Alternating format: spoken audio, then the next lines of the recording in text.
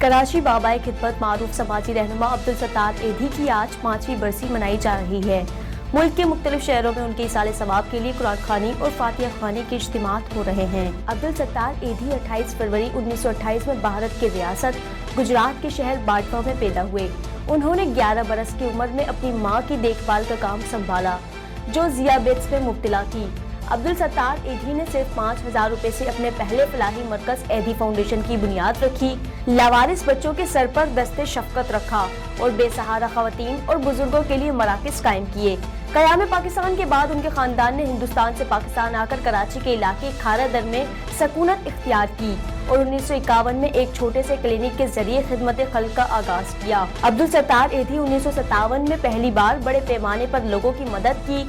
जब शहर में फ्लू की वबा फैली और मुतअद्दिद लोग मुतासिर हुए तो अब्दुल सत्तार एधी ने मुतासिरीन के लिए रकम जमा की और न सिर्फ उनके इलाज व मुआवजे का इंतजाम किया बल्कि शहर के मुजाफात में खीमे भी लगाए। बाद ऐसा जिस इमारत में उन्होंने डिस्पेंसरी खोली उसे खरीद लिया और वहाँ मैटरनिटी होम और नर्सों की ट्रेनिंग का इदारा कायम किया, जिससे एधी फाउंडेशन का आगाज हुआ।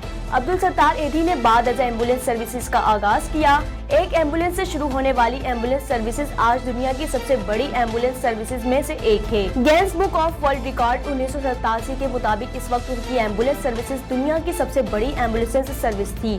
2006 में उन्होंने एधी इंटरनेशनल एम्बुलेंस फाउंडेशन के कयाम का ऐलान किया, जिसके तहत दुनिया के किसी भी मुल्क को एम्बुलेंस अतिया की जाती है और उन्हें हिदायत भी की जाती है कि 5 साल तक उन्हें इस्तेमाल करने के बाद उन्हें फरोख्त कर दी जाए और हासिल होने वाली रकम को समाजी खिदमात के लिए इस्तेमाल करें। उनकी समाजी खिदमात के सिले में उन्हें मुतअद्दिद कौमी और बैनुल अक़वामी एजाज़ात से नवाजा गया।